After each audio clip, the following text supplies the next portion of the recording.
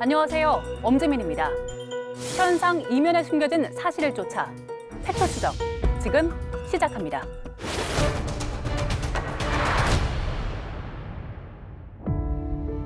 한줌 제로 떠나기 전 모니터에 비친 고인의 마지막 모습. 영원한 작별 앞에 유족들은 또 한 번 무너져 내립니다.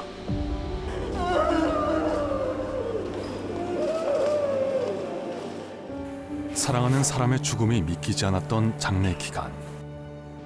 가족을 놓아주는 것조차 벅찼던 현실은 가슴을 애는 상처였습니다. 화장할 데가 없었으니까는 지방 뭐 청양, 저기 세종, 뭐 충주 이런 데로 다 내려가 화장해서 치솟은 장례 비용과 돈이 없어서 장례를 치르지 못하는 경우들이 많이 늘어나고 있어요. 상조 관련 업체 검은 상술도 삶과 죽음의 경계를 짓누르고 있습니다. 맞지 않는 상품이어서 처음에 청약 철회를 요구를 했는데 불가능하다는 식으로 얘기를 했어요. 마지막 이별마저 사치가 된 시대. 무겁게 다가오는 그들의 이야기를 지금 시작합니다. 오늘의 팩트체커 윤성훈 기자와 함께합니다. 윤 기자, 유족들은 가족을 잃은 것만으로도 힘들 것 같은데 이런 상황에서 화장장까지 못 구해서 애를 태우고 있다고 하니까 마음이 참 아픕니다. 네, 화장시설이 부족하다는 지적은 꾸준히 제기돼 왔지만 우리나라가 초고령 사회에 진입한 것과 맞물려 갈수록 심각한 문제가 되고 있습니다. 슬픔과 침묵이 짙게 깔린 숙연한 헤어짐의 공간. 남은 사람들이 함께하기에 먼저 떠난 이의 마지막 길은 외롭지 않습니다. 그렇게 2시간도 채 걸리지 않은 짧은 시간. 금일 11시 5회차 화장이 종료되었습니다. 유족들은 애써 감추었던 눈물을 결국 터뜨립니다.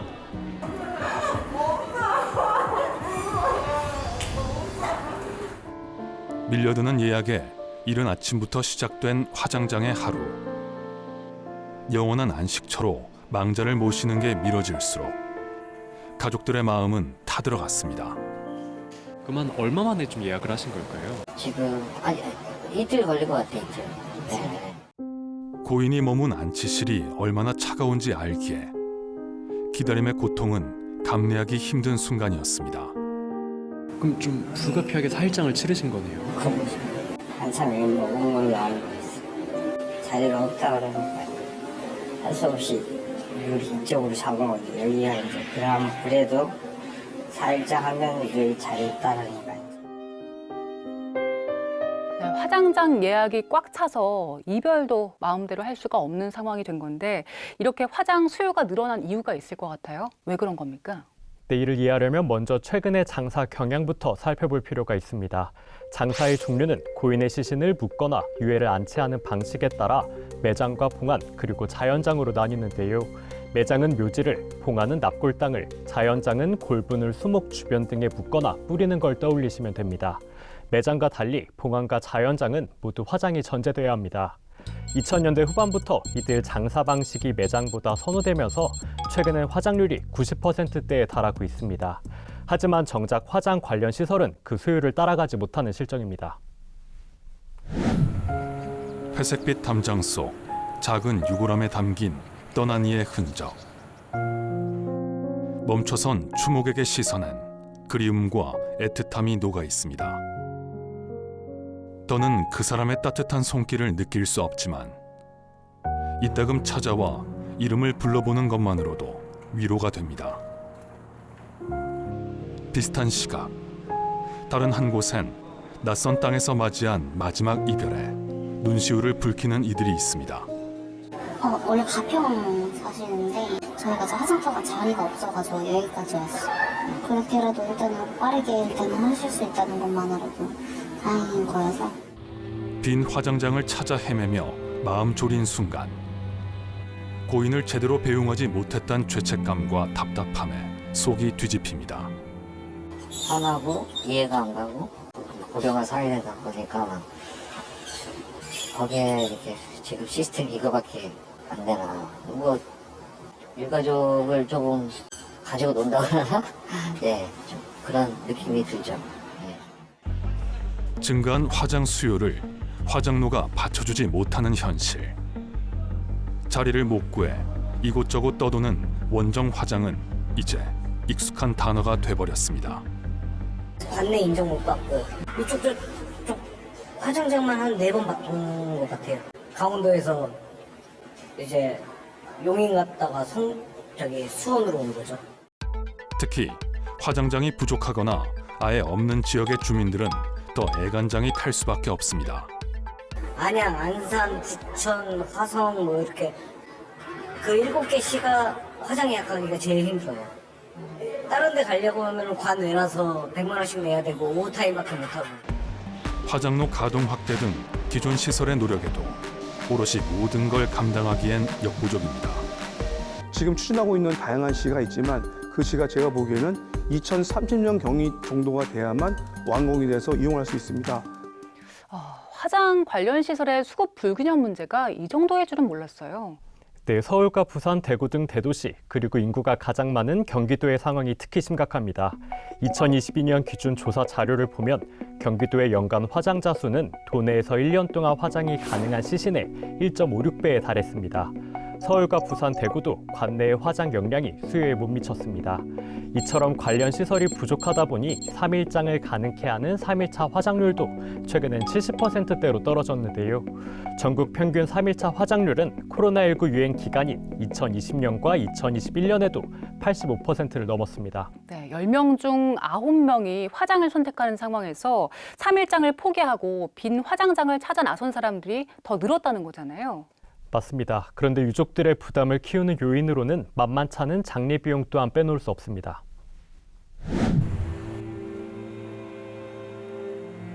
장례식장 한쪽에 마련된 소박한 빈소. 단출한 공간에서 고인을 위한 제사가 조용히 치러집니다. 힘들었을 삶의 무게를 내려놓고 영원히 가시는 길이 아쉬워 이렇게 술 한잔 올려드렸습니다.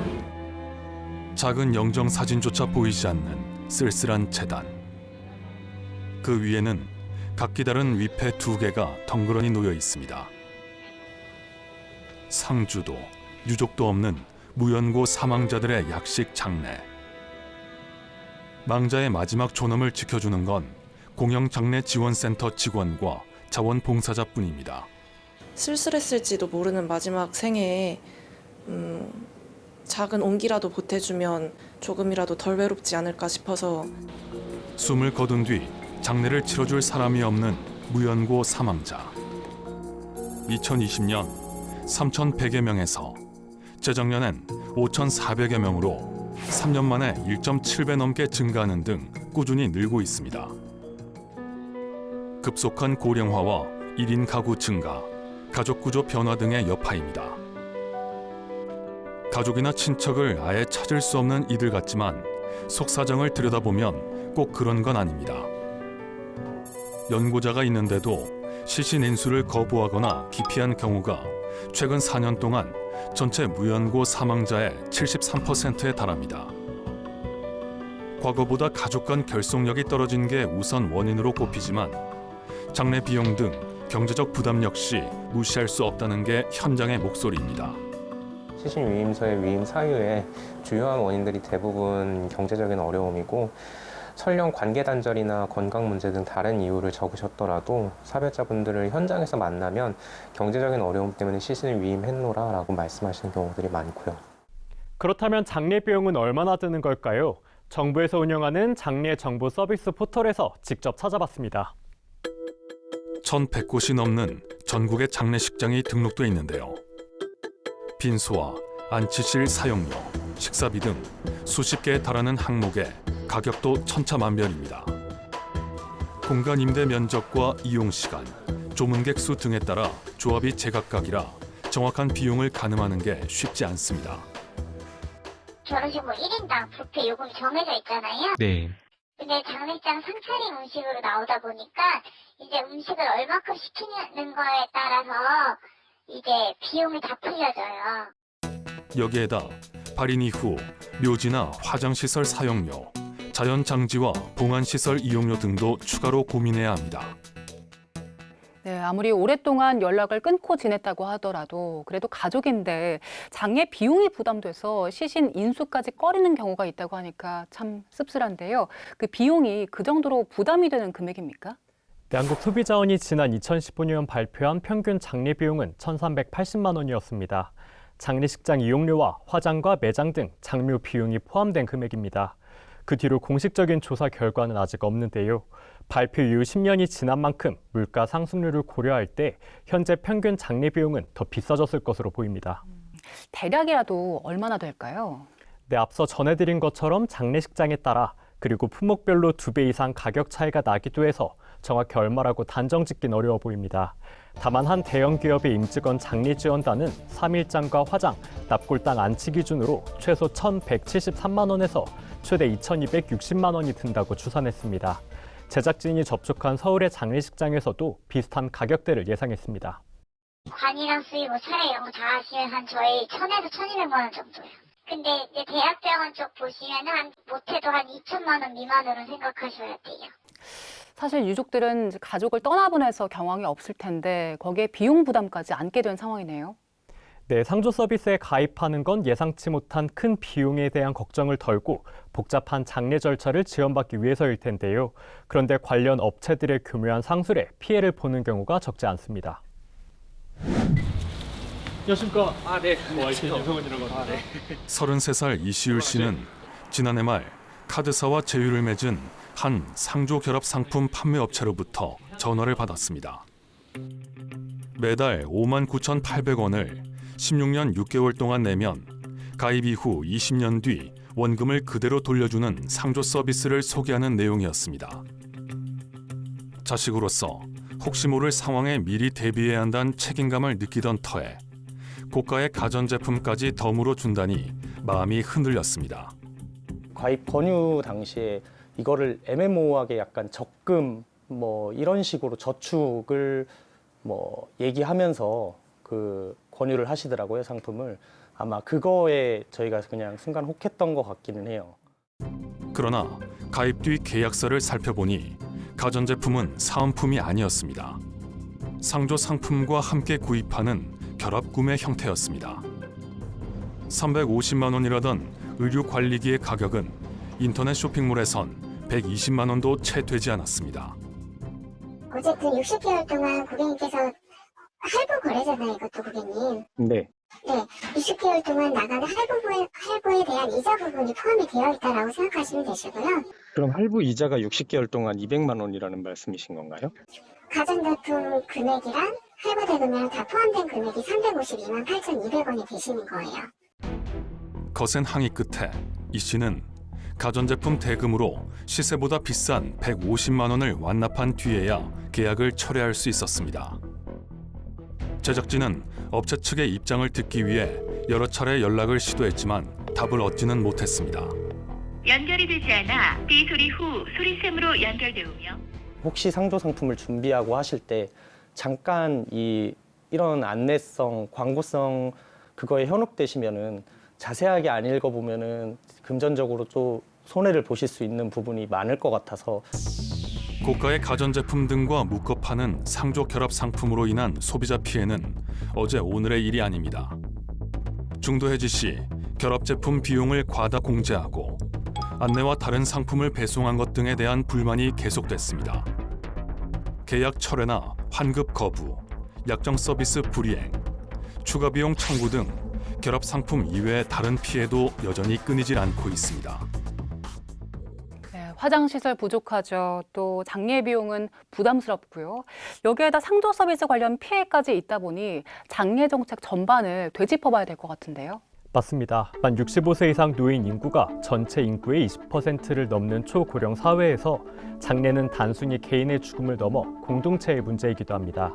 일정 시점이 지나면 사망자 수가 급증하는 이른바 다사사회 현상을 겪을 수밖에 없기 때문입니다. 네, 그 전에 대책 촘촘하게 세우고 준비해야 될 것 같은데요. 네, 당장은 화장시설 같은 인프라 확충이 시급합니다. 이에 더해 장례 문화 개선과 죽음에 대한 사회적 인식 변화도 함께 이뤄져야 할 것으로 보입니다. 밀려오는 파도가 모래사장을 적시는 충남 보령의 한적한 바닷가. 작은 화물차 안에서 고별식이 이루어집니다. 술 한 잔의 정성으로 예를 갖추고 망자의 골분을 조심스레 옮겨 담습니다. 영혼의 가루로 채워진 상자는 대형 드론에 설치돼 이내 하늘로 날아오릅니다.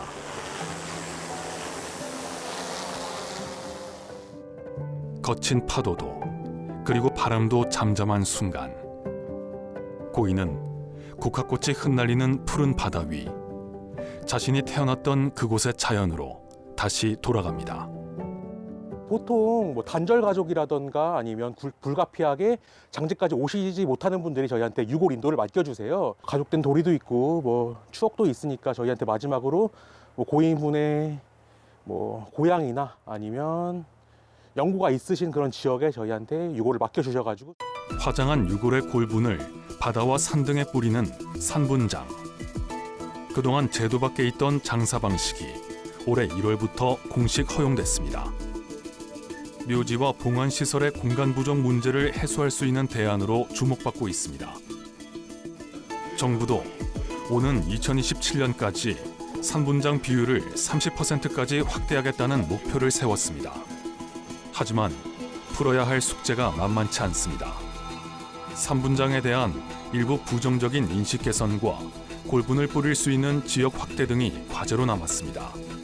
그게 사실 자연에 그렇게 영양분을 주지도 않지만 또 그렇게 해가 되지도 않는다라고 하거든요. 그래서 그걸 조금 더 과학적으로 들여다보고 정확한 조금 답을 주신다면 국민들도 조금 수긍하지 않을까. 네. 화장장 등 장사시설 확충도 시급히 해결해야 할 문제입니다. 정부는 2021년 378기였던 화장로를 2027년에는 430기로 늘리겠다고 공언했지만 지난해 기준 전국의 화장로는 390여 기에 불과합니다. 3년 사이 증가한 건 고작 10여 기. 남은 3년 동안 30여 기를 모두 지어야 약속을 지킬 수 있습니다. 그러나 현실은 녹록지 않습니다. 특히 수도권 등 인구가 많은 지역의 형편이 열악한데 지역 주민의 반발이 거세 화장로 신설은 좀처럼 속도를 내지 못하고 있습니다. 우리들의 기본 사회적 인식이 좀 더 변해야 되겠죠. 그리고 화장 시설을 좀 현대화할 필요성이 있고 화장 설치 지역에 대한 경제적인 것이나 아니면 문화적인 그런 혜택이 좀 이렇게 주어지면 좀 더 극복할 수 있지 않을까. 비용 부담에 장례를 못 치르는 일이 없도록 공영 장례 지원 정책을 강화해야 한다는 의견도 있습니다. 지자체의 조례에 따라 운영되는 현행 제도를 중앙정부 차원에서 시행해야 한다는 주장 등이 거론되고 있습니다. 공영장례가 전국적인 제도로 정착을 해서 어디서 돌아가시든지 간에 무연고 사망자분들은 공영장례 지원을 받을 수 있고 일부 저소득 시민 그리고 나아가서는 장례의 공공성을 강화해야 한다고 생각해요. 상조 서비스로 인한 고객 피해는 어떻게 예방할 수 있을까요? 네, 소비자원 등 관계 기관이 정기적으로 모니터링하고 소비자 권익을 침해하는 부분은 적극 시정토록 하는 게 선행되어야 한다는 지적이 나옵니다. 소비자 또한 계약 사항을 꼼꼼히 확인할 필요가 있습니다. 네, 그럼 소비자들은 구체적으로 어떤 점에 주의를 기울여야 됩니까? 사은품 제공, 공짜, 적금 등의 말에 현혹되지 말고 계약 전 상조업체 정보를 반드시 확인하는 게 핵심입니다. 공정거래위원회가 운영하는 내 상조 찾아줘 사이트에 가면 재무 상태 등 상조회사 자료와 폐업 상조회사 피해 구제 정보 등을 구할 수 있습니다. 너무 마케팅이나 홍보 전략에만 솔깃하지 마시고 스스로 조금 찾아보시고 정말로 이게 나한테 필요한 서비스인지. 고인과의 마지막 이별이 더는 버겁지 않도록 우리 모두가 지혜를 모아야 할 것 같습니다. 윤 기자 수고 많았습니다. 오늘 팩트 추적은 여기까지입니다. 저희는 다음 주에도 현상 이면에 숨겨진 사실을 쫓아 시청자 여러분 목소리에 귀 기울이겠습니다. 함께해 주신 여러분 고맙습니다.